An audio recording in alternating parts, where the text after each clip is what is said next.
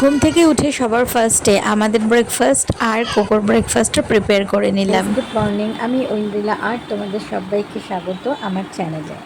ইতিমধ্যে কোকো ঘুম থেকে উঠে গেছে। কোকো ঘুম থেকে উঠে কিছুক্ষণ একটু আদর খায়। আমি কোকোর জন্য একটু লাঞ্চ রেডি করে নিচ্ছি। কোকো ইউজুয়ালি আমাদের খাবার খায়, আজকে ভাবলাম ওর জন্য একটু খিচুড়ি বানিয়ে দিই।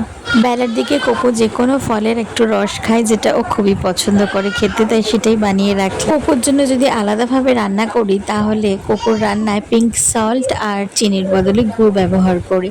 আর আমাদের রান্না তো ও খেয়েই থাকে। ওকে আসলে আমি সব রকম খাবার দাবার খাওয়ানোই প্র্যাকটিস, যেটার অনেক কিছু সুবিধা আছে। যেমন বাচ্চার সমস্ত রকম অভ্যাস থাকা খুবই জরুরি, যেখানে কোনো জায়গায় নিয়ে গেলে মানে কোনো অসুবিধা ফেস করতে হয় না।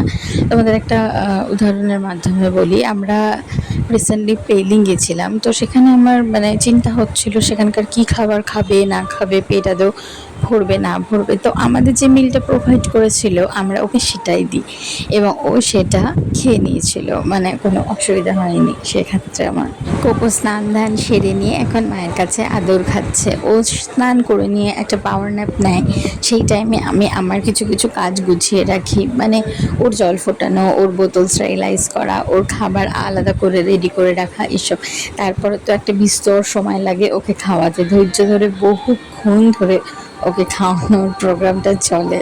আজকে ইভিনিংয়ে ওকে নিয়ে গেছিলাম, ওর একটা ফটো তোলবার ছিল। আসলে আমরা ওর আধার কার্ডের জন্য অ্যাপ্লাই করব, যে সেক্ষেত্রে বাচ্চার ফটো তুলতে হয়। আমাদের ক্ষেত্রেও যেরকম কান দেখা যেতে হয় ফটোতে, বাচ্চাদের ক্ষেত্রেও সেম তাই। তাই ওর চুলটা বেঁধে নিয়ে গেছিলাম। তবে সেক্ষেত্রে চুলে কোনো হেয়ার ক্লিপ বা কোনো গার্ডার এ সমস্ত বাঁধা যায় না, জাস্ট এমনি নর্মালি চুলটাকে বেঁধে নিয়ে গেছিলাম যাতে কানটা স্পষ্টত হয়। ওকে চারধার দিক থেকে সবাই ডাকাডাকি করছিল যাতে উঁচু দিকে তাকায়, কিন্তু কনফিউজ হয়ে যাচ্ছিল।